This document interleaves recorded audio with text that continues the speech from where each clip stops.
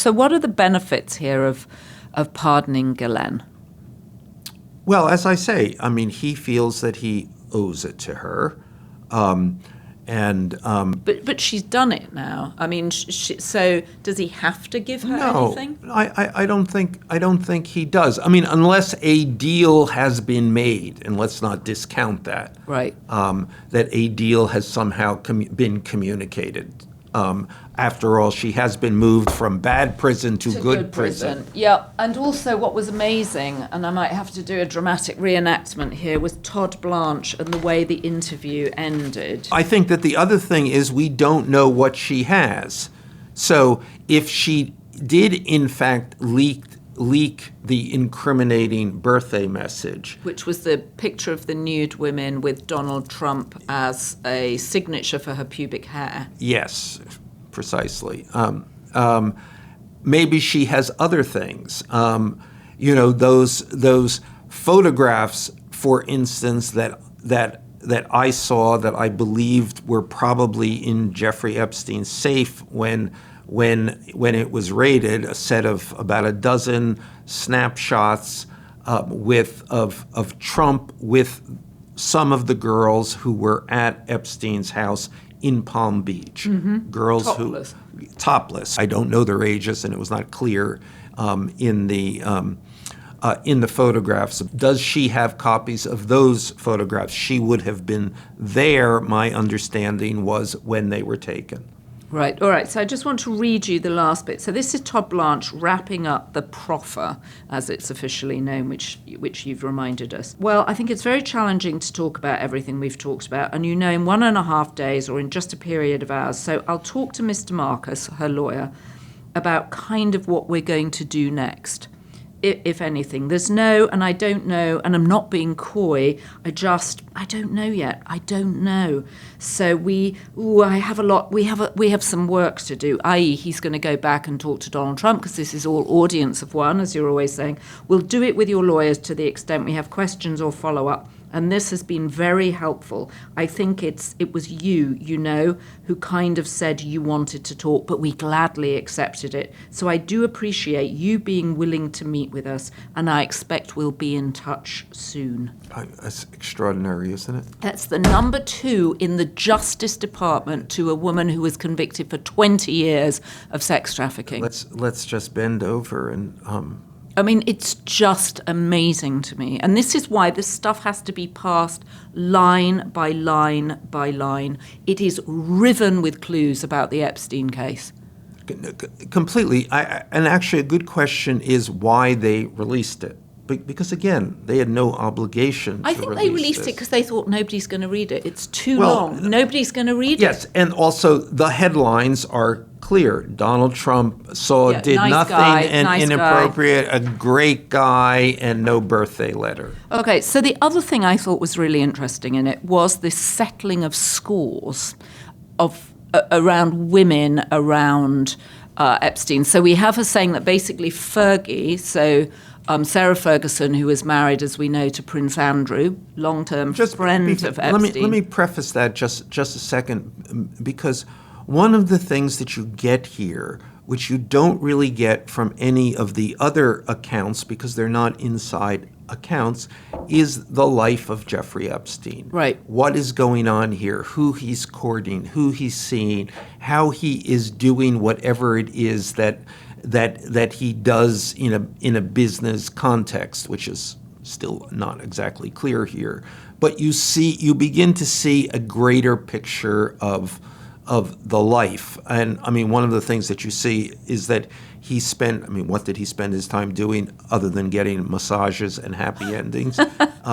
He spent his life looking for real estate, which is what she was part of. Right, she helps him at the beginning, right? They're introduced sort of on a blind date, and he says, I need to find a new apartment. She's looking for a place for a dad. They connect. Right. So he's buying these massive pieces of property, very expensive pieces of property, and then developing these massive, expensive pieces of property, of which she is a key player in.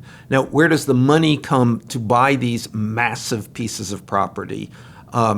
Some of these are huge. The island in the Caribbean, which she describes kind of as rustic. Right. And by the time they're finished, it's he's built a White Lotus set. Right. Although it was only $7 million, the island, right? Which I thought was quite low for an island in the Virgin Islands. Well, have you ever bought one? No, I haven't. Yes. I haven't bought one. I mean, because it's not really the land; it's the fact that you have to bring in everything to it. Yes, right? It's laying the utilities and all that stuff.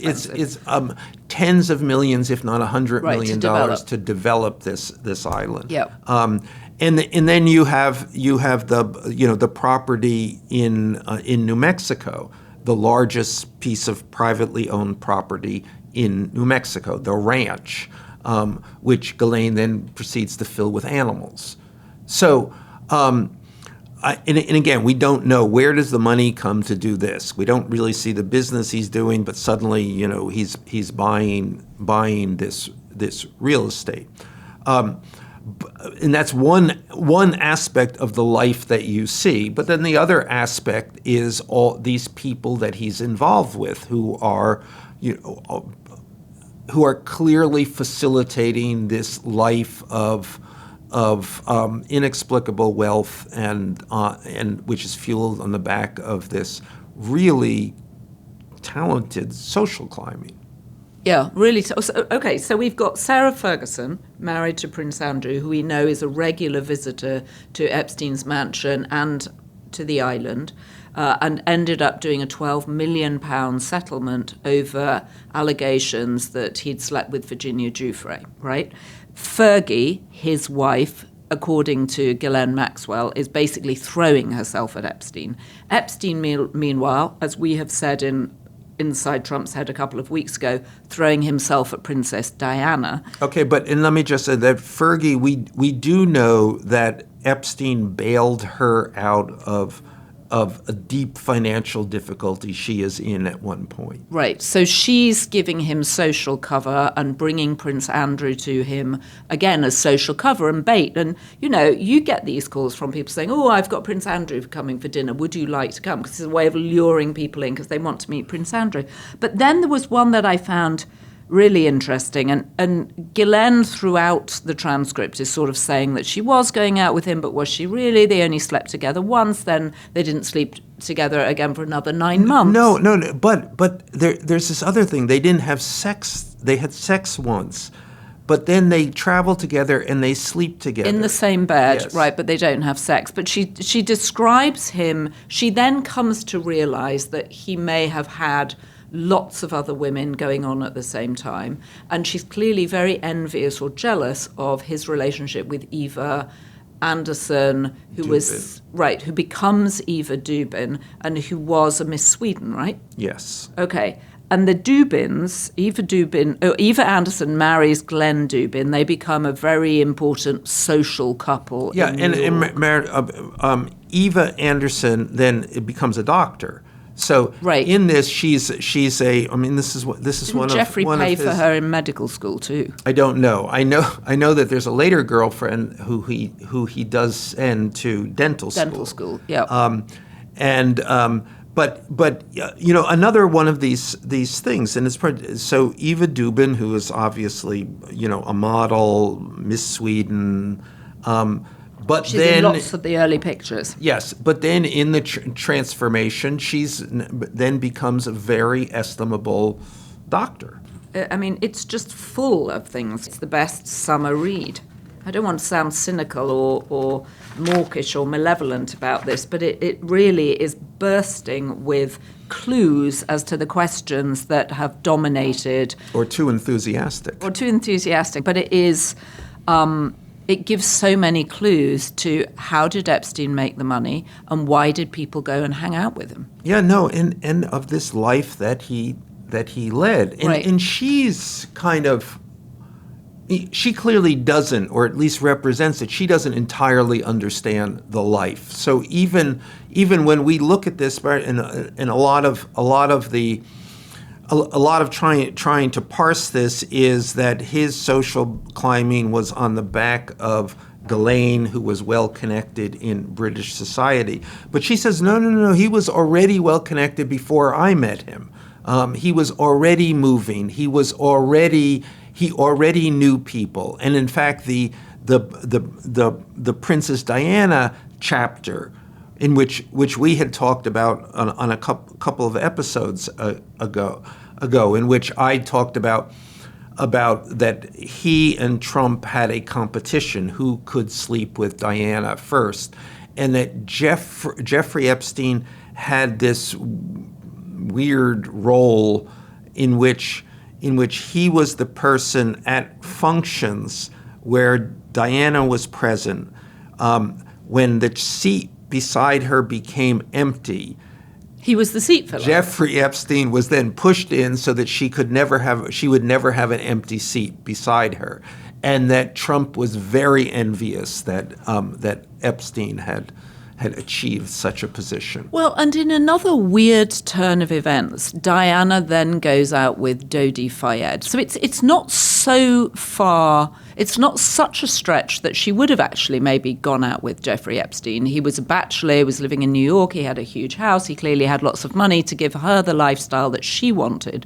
But she ends up going out with Dodi Fayed, obviously ending in a terrible car crash. But his father, the owner of Harrods, Mohammed Al Fayed, then goes on to be accused after he's died by more than 300 women. The worst kind of thing. The worst kind of sexual abuse. Yes. I mean, that almost puts Epstein actually, in a different category. And I actually, this weekend when I was back in the UK, ran into someone who used to work at Harrods, and I was asking them about the story. And he said, we used to hide the women employees when we knew Al Fayed was on the floor because he would come after them. No, old man Al Fayed is clearly, he may establish he is the worst boss of all time. Worst boss of all time. I mean, it's the scale of it. And in particular, you think of Jimmy Savile, I mean, hundreds of children that he abused. It's just, I don't know, these guys, it's just so weird. So weird.